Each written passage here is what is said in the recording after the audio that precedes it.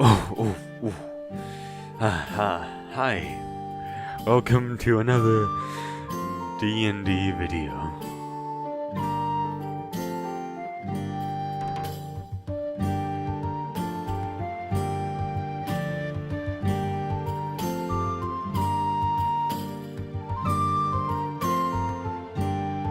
Hello everyone watching this video of the day. Welcome to another Dungeons and Dragons tips and tricks and mix and picks locks. I don't know. It's been a while, my friends. How have you all been? You've all had a good time? I hope you have. Because it's been quite a bit since I've made one of these videos. And for a few reasons. One, I kind of forgot this channel existed. And two, I didn't really know what to talk about. Because to me, it felt like everything Dungeons and Dragons related is already out there for you to view. But I think there is something today that I can kind of share and put into like one big package. Because I've seen a lot of tips out there from dungeon masters and the such all around the internet, but they're all kind of spread out. You know, you have to kind of search for a few of them. You have to go to the different YouTube channels if you're doing YouTube channels for tips. So I thought I'll just get a lot of what I've learned from the community and from my own experience as a dungeon master and put it into one nice package for all of you dungeon masters going on right now and the ones from the future to come to see, you know, what I think this little guy over here thinks about the game. Now, I've already made a PC video for this type of stuff, but I probably will make another one in the future, because I think that one is kind of old. I was kind of biased a lot, because I was just kind of taking out my anger on one of my players. So I don't think I really fairly justified my meanings in that video, or really put it out well onto the community. So I think I will this time, especially since I've been a lot more of a PC in the time since then, so I think I have a little bit more of a grasp on what you should be doing as a player. So be expecting that video soon for the players out there. But for you dungeon masters, new and old, I have a few little things I think everyone should know. There's some obvious, some a little bit less obvious, but you know, I think I'll split this into two parts. So let's start with part 1 of this video.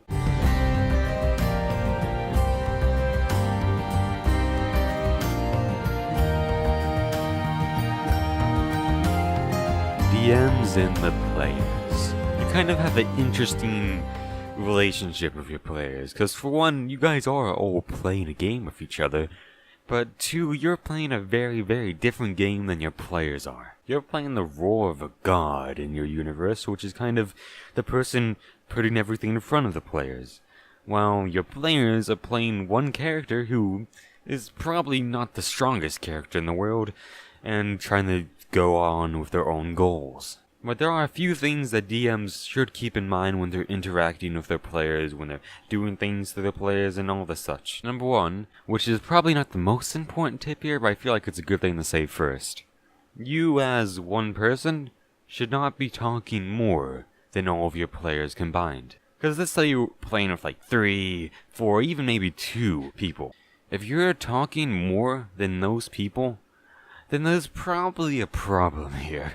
Yes, you as a DM are describing the world that they are in, and that is an important thing to have and for them to keep in mind, but also, they should be the ones that are deciding what to do. They're the ones deciding where to walk, they're the ones deciding where to go, they're the ones deciding what to say to the other people around the town. They're the ones deciding what to do in combat, if you even get into a combat. And they're talking with each other to really figure out if that's what they should be doing. And all of that combined, especially with all the different players telling you what to do, should be going on more than your descriptions. And now that's logically, of course, that's going to be how it works. You know, you can't describe more than your players can talk about what they're going to do. So you might be asking me then, well, why does it happen that I'm talking more than my players are? Well, it's more likely than not that you're doing a bit of their job for them. Do you ever find yourself saying that the players are going in a certain direction without them ever saying they're going in that direction? You find yourself assigning your players to do different things without them actually putting input into saying if they want to do those things. Do Do you find yourself not letting your players make a decision because you're having an NPC telling them not to do something before they even think about doing it? Do you find yourself having an NPC that is pretty much running the adventure?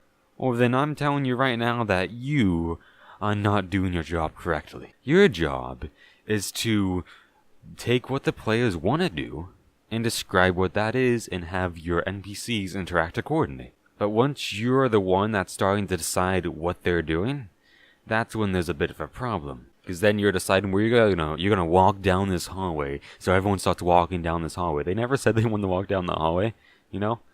Just because they're walking before, if you describe something new to them, that doesn't mean they're gonna want to keep walking. You might say to me, well, they're not talking, so that automatically means that they want me to be the one talking, right? Oh no, they're probably just waiting for you to tell them that it's okay to talk. They don't want to interrupt your speaking, they don't want to interrupt your descriptions, it's kind of rude of them, so they're just kind of being like, sitting there waiting for you to tell them. Sometimes you might have to say, well, okay, now I've described this, what do you want to do? You know, sometimes you just have to push them a little bit, because they're not sure if they should be talking or not. And when I say that, I don't mean your NPCs should be pushing them, no, I mean you, as a DM, should be pushing them. Because if your NPCs are pushing them, that still makes them kind of feel like they're being forced to do something. Because it's not, they're not the ones making the decision. They're being asked by NPC, and they want to be in this NPC's favor, probably. So they're going to be like, yeah, sure, they're going to try to do what the NPC wants.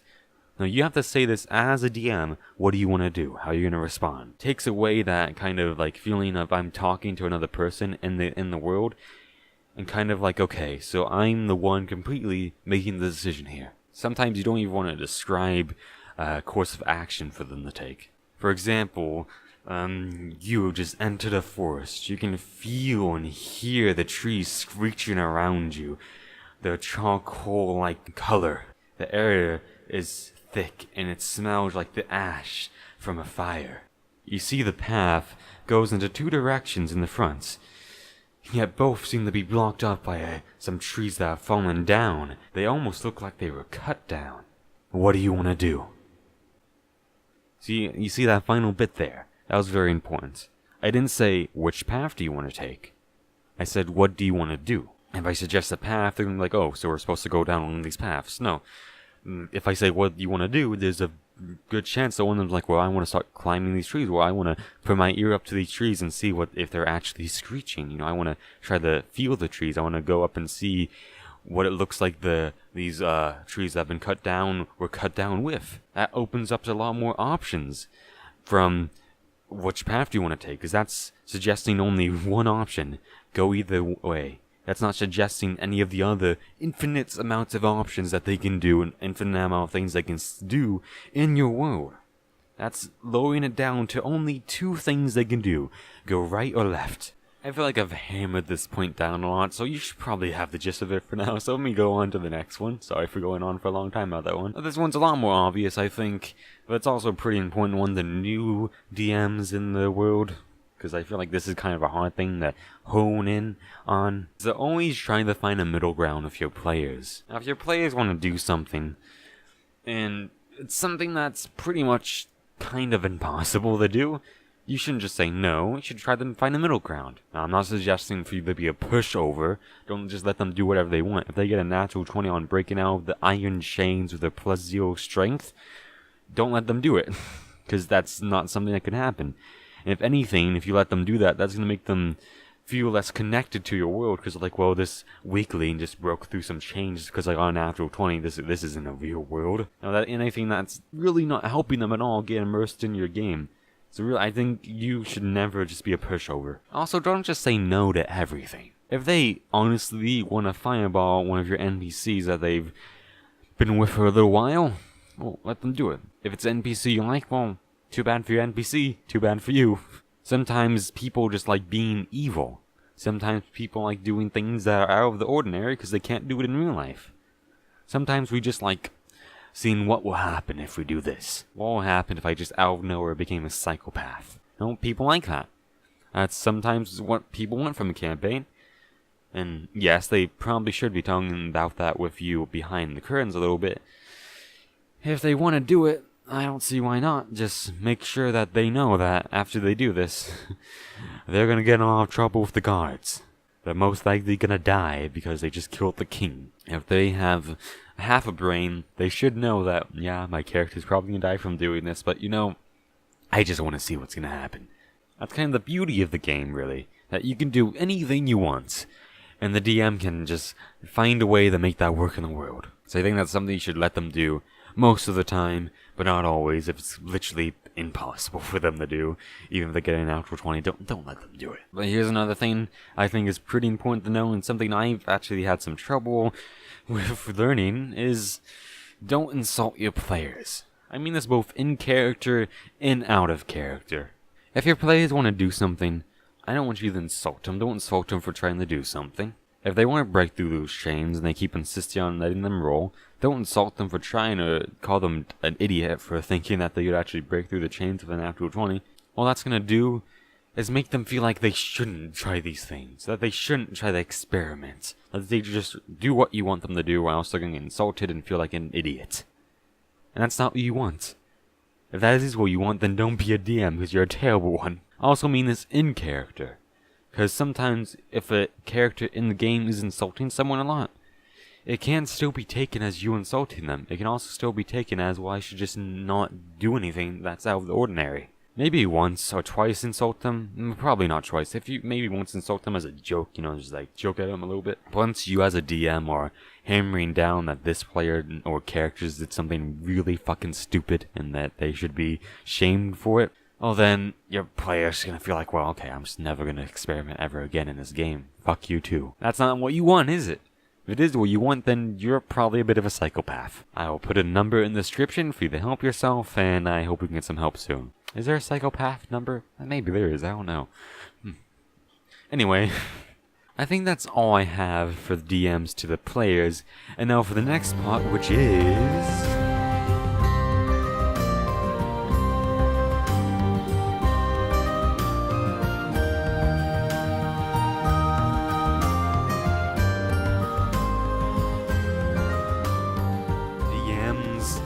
the game. Now you might be a bit confused what I mean by this, and if you are, then you probably should watch this part of the video.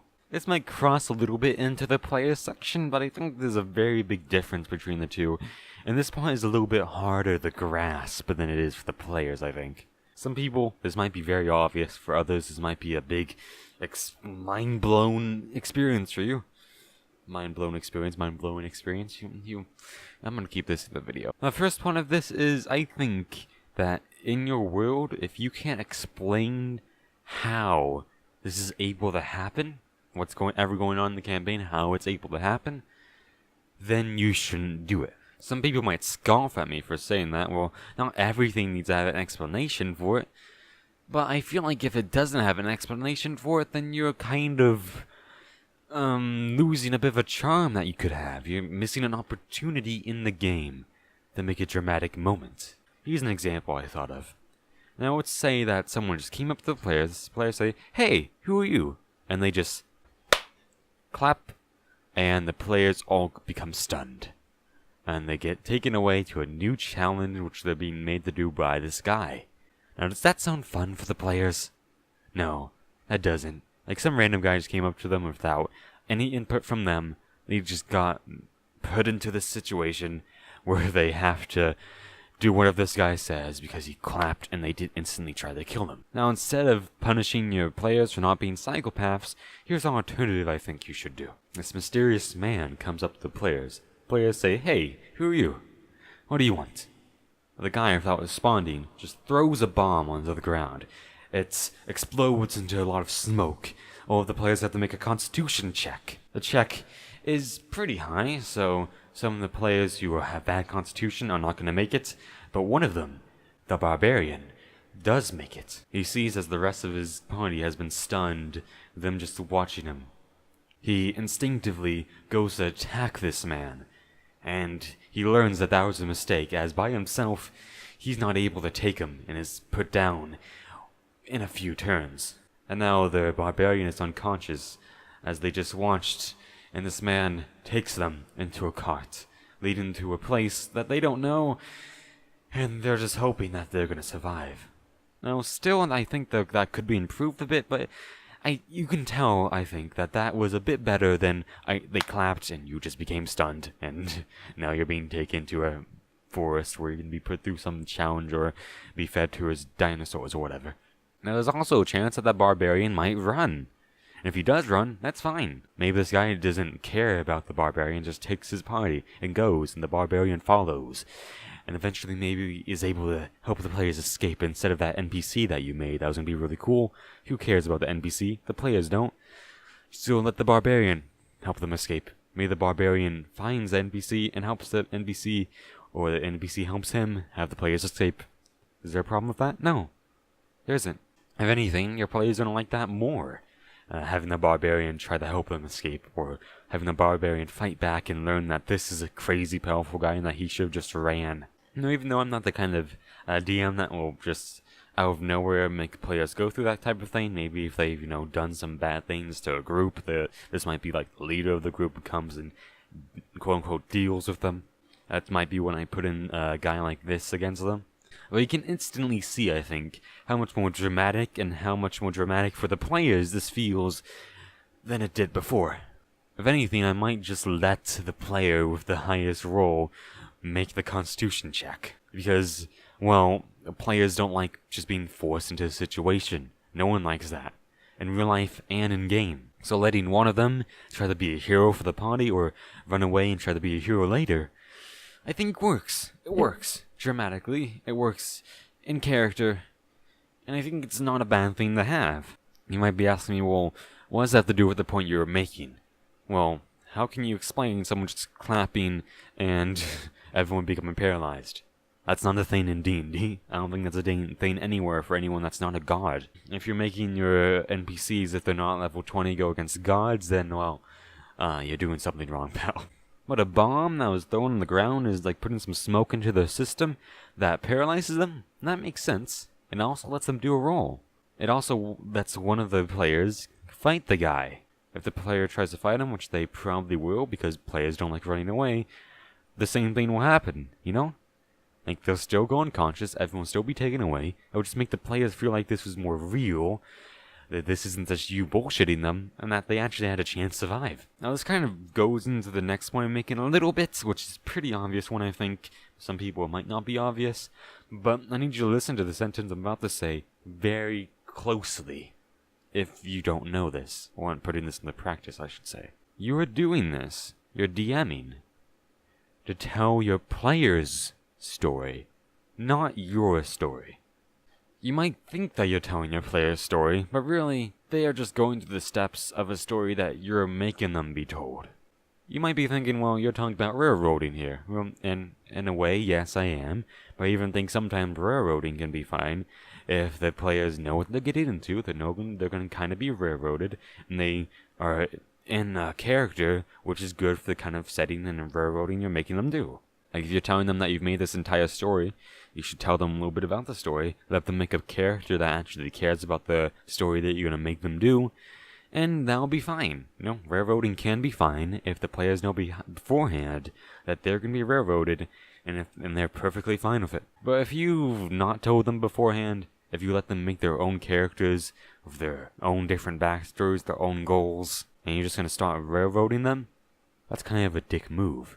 Because now you're just making them go through a story that you've made, and that you've probably already thought of, and maybe even thought of the ending boss for it. If that's the case, then, well, why aren't you just writing a book? Why aren't you just writing a book and giving it to your friends for them to read? That's probably a better way to get across the story you're trying to tell. It's also not wasting your players' time. Your players have come here in a game where they have their own goals, and they're trying to do them. And you're just making them do a certain thing that you want because you think it's cool. Oh yes, it might be cool, but that's not what your players are here to do. They're not here to play your story, they're here to play their story. So don't force them into a story that you want to tell. Do their story. If they want to do something, let them do it.